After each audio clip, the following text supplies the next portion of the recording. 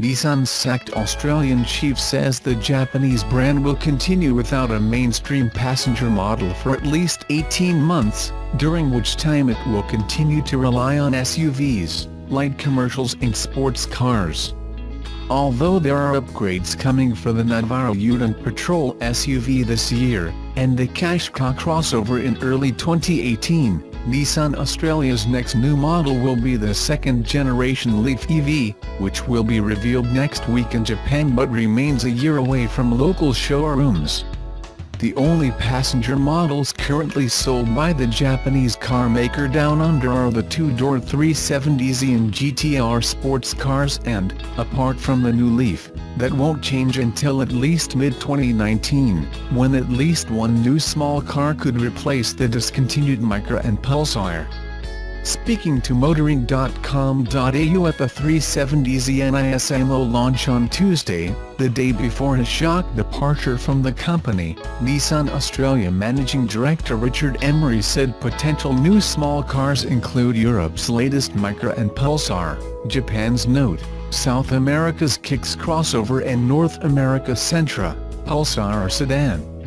They're the 5 cars that are in scope if you want to call it that.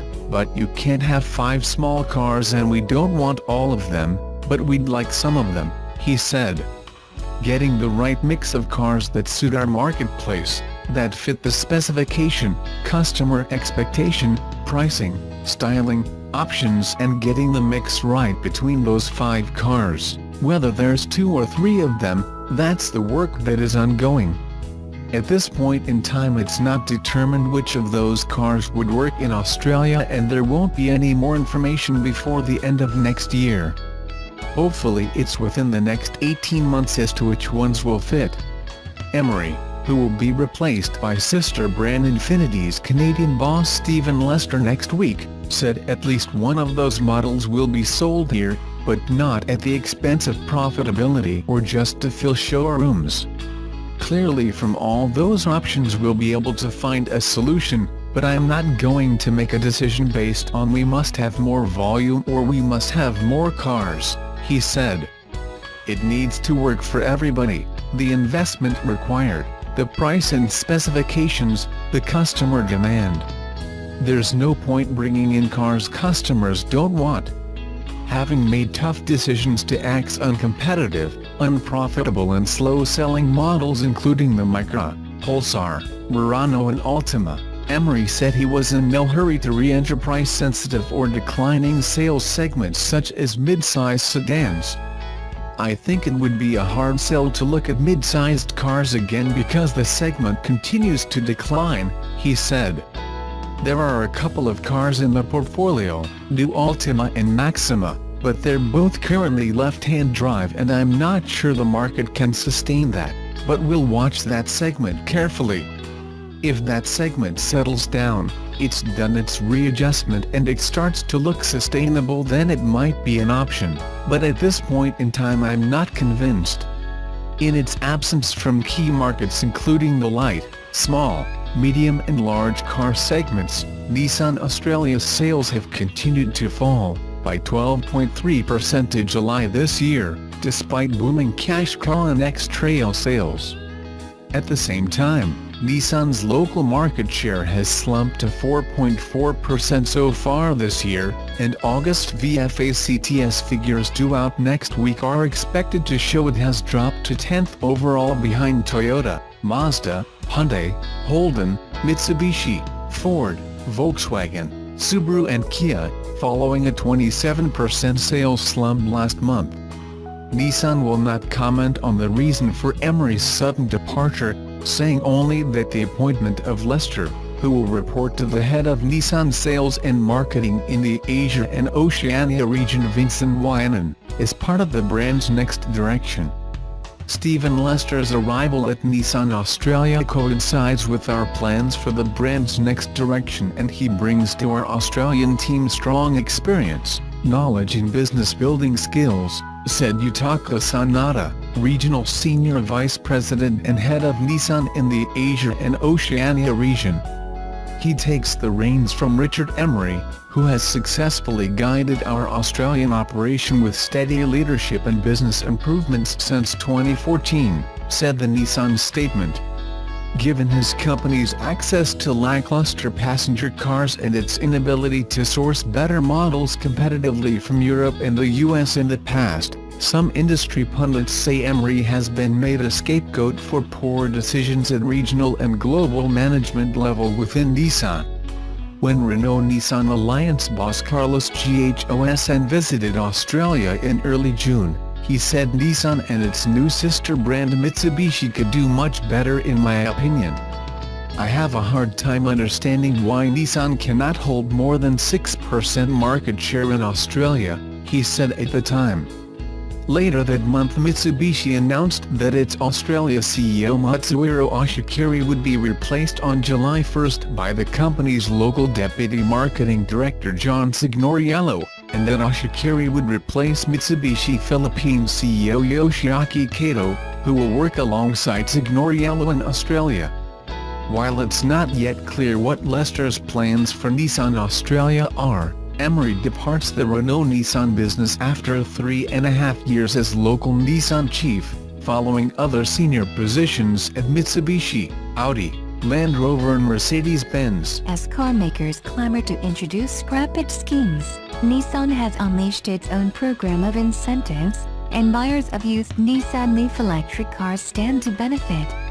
While the Nissan Switch scheme offers extra incentives for buyers of most new cars in the brand's range, it also extends to approved used Nissan Leafs, where a £2,000 discount is offered if you buy through Nissan Finance, an incentive offered in addition to the trade-in value of your own car. The company says this makes it possible to finance a used Nissan Leaf electric car for less than £100 a month. Brand new Leafs are excluded, though. New car buyers will receive a £2,000 allowance across most models in the range, although variants in the Ascenta trim level receive just £1,000 and Visia or Visia Plus models receive no subsidy at all. The Switch scheme can be combined with existing retail offers on new Nissan models. Under the scheme, the Nissan Micra can receive up to £3,600 in total support. The Juke is eligible for up to £4,500 in incentives, while the latest Nissan X-Trail receives £4,000 of support.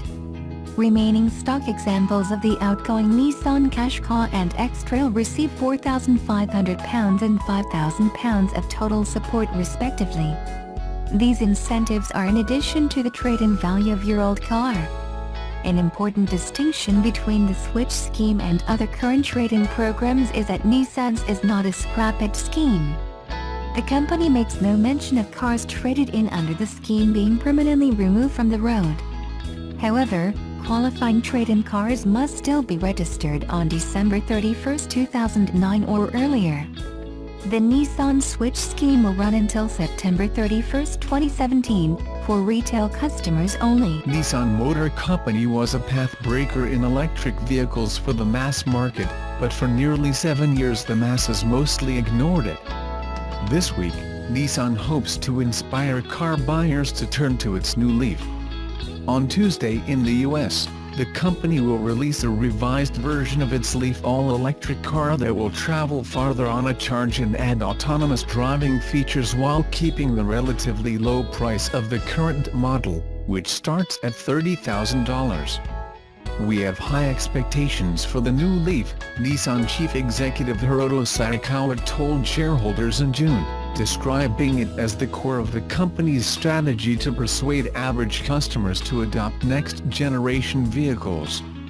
For all the hype about electric vehicles, they still represent only roughly 1% of the global market, according to International Energy Agency estimates.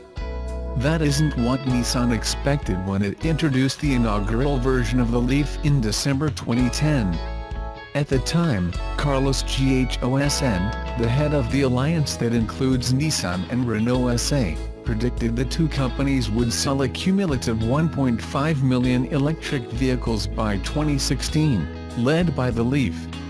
He also predicted that electric vehicles would account for 10% of global sales by 2020. the actual cumulative figure to date, 490,000. What happened? Low gasoline prices were one factor keeping a lid on demand for environmentally friendly vehicles, but the original Leaf had its own problems. Its range, even after updates, was only 107 miles on a full charge, making it ill-suited to road trips. The style touches also never really caught on, with the Wall Street Journal's Dan Neil raising his eyebrows at the biggest, most ridiculous headlamp since the invention of fire and a rear end he compared to a Sue's diaper. The new model is designed to address those issues. Although Nissan hasn't released the improved range figures, it says the new Leaf will alleviate range anxiety in Europe and Japan, where commutes are shorter on average than in the US. Leaked photos of the model from the factory floor hint at more mass-market styling. The vehicle will also come equipped with Nissan's ProPilot autonomous driving suite, which can navigate the vehicle within a single lane and in stop-and-go traffic. The new Leaf will be the first model to get Nissan's self-parking system. And Nissan has hinted it will perform more like an electric car than the old Leaf, which was tuned to resemble a conventional gasoline-powered family car. The focus on performance points to Nissan's biggest threat, one it didn't face in 2010, a mass-market car from Tesla Incorporated. Tesla has begun production of its $35,000 Model 3 sedan, a vehicle that has more than double the range of the current Leaf and a cool factor that has eluded Nissan with a 0 to 60 mph time of around 5 seconds. Around 500,000 people put down a $1,000 deposit to reserve the Model 3.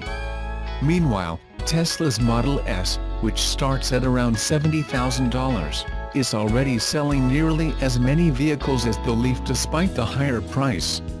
Now if people think of electric cars, they think of Tesla, said Julie Boot, an auto analyst at Callum Smithers Associates.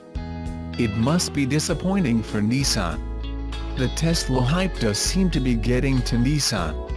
Speaking at the June shareholder meeting, Mr. Ghosn said Nissan has sold far more electric vehicles than Tesla over the years, despite the outsized media coverage it receives.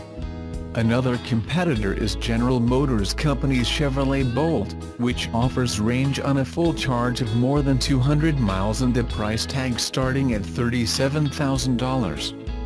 GM delivered only 9,500 to customers in the first 7 months of this year, partly because of limited availability at dealerships. For the moment, Nissan still enjoys a first-mover advantage in all-electric vehicles, given its experience and the lack of direct competition from most major automakers. But that advantage might not last long. Everyone from Toyota Motor Corporation to Daimler AG's Mercedes-Benz plans to introduce electric cars in the next few years. In the future, they're just one among many others, said Ms. Boot.